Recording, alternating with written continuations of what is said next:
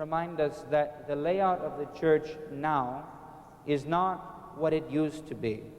And any further that we go, it is important that we remember how the churches used to be laid out. First thing is that there did not used to be the iconostasis. This was a development in the life of the church, and it developed from something like this, a rail that showed where the altar area was, and over time it grew higher and higher, and icons were hung on it, and it became normal to have an iconostasis.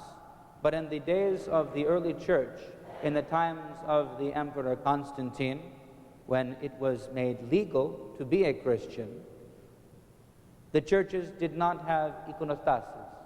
They simply had a rail around an altar. They also didn't have domes. All of the churches were rectangular basilicas, we say. So shaped like this, but with no dome up high. And the altar area, if the pews and the place of the people was here, then the altar would have had a rail coming out almost to here. And it would have formed a rectangle coming out into the midst of the people. And the people would have gathered around it. The ambo was also different. The pulpit was not shaped like this, and it was not placed here. The ambo was here. Has anyone ever been to the Church of St. George in Constantinople? Has anyone been to the Church of the Patriarch in Constantinople? If you go, you will see that even there, the ambo is not up front. It is at the top of a long stair at this point in the church where there are pillars, and the ambo is connected to the pillar way up high, 20 feet up, and the deacon climbs the stairs and he reads the gospel from up there in the midst of the people. And this is the older tradition, not to have it necessarily up a stair like that, but in Constantinople, outside of the great church of Hagia Sophia, there is the old amvon. You've seen this, Mr. Kyrkos. The amvon of St. John Chrysostom himself, which stands about so high at the top and is made of stone. And it is a platform, and then there are steps going down at this angle to here, and in the other way to here. And when it was time for the gospel to be read, the priest would have ascended those steps and read the gospel elevated in the midst of the people.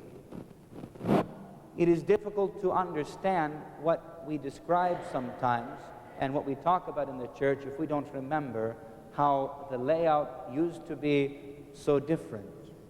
For instance, in the Orthodox, Mr. Kyrkos, or Megalutros Kyrkos, or Patir Kyrkos, ne?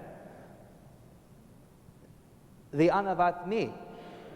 Now, the anavatmi are just the quick hymns that we sing, but anavatmi means the hymns for going up, the hymns of ascent, because they come right before the gospel in the Orthodox is read.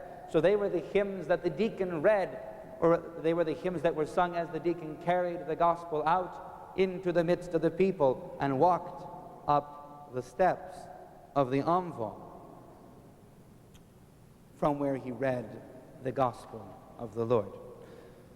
These things are all different. The church is, I'm not saying I want to change it, far from it, but as we begin to reflect, which we will do next week, on the altar area and who was allowed there and why, it is important that we remember that in the days of St. John Chrysostom, the pulpit was here, and the altar was underneath, well, there wasn't a dome, but the altar was here, not all the way back.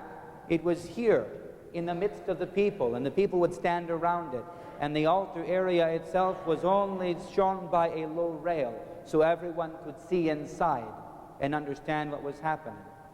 And the other thing that it is important to remember is that in these days, in the 4th century, in the days of Emperor Constantine and Emperor Theodosius, and of St. Basil and St. Gregory and St. John Chrysostom, When the people came for communion, they did not line up outside of the altar and take communion from a spoon, but men and women alike came inside of the altar, and in their hand they received the body of the Lord, the consecrated bread, and they ate it in the same manner that the priest does now. And from the chalice they drank with their own lips the blood of the Lord, the consecrated wine, in the same manner as the priests.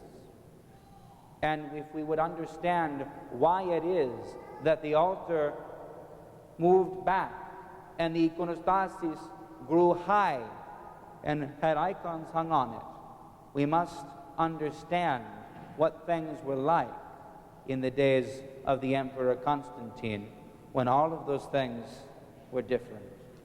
So we will talk about that next week, so hopefully you come. This is a test for me. This is like the trailer, the prelude for the sermon next week. But now let us go and partake together of the spaghetti luncheon.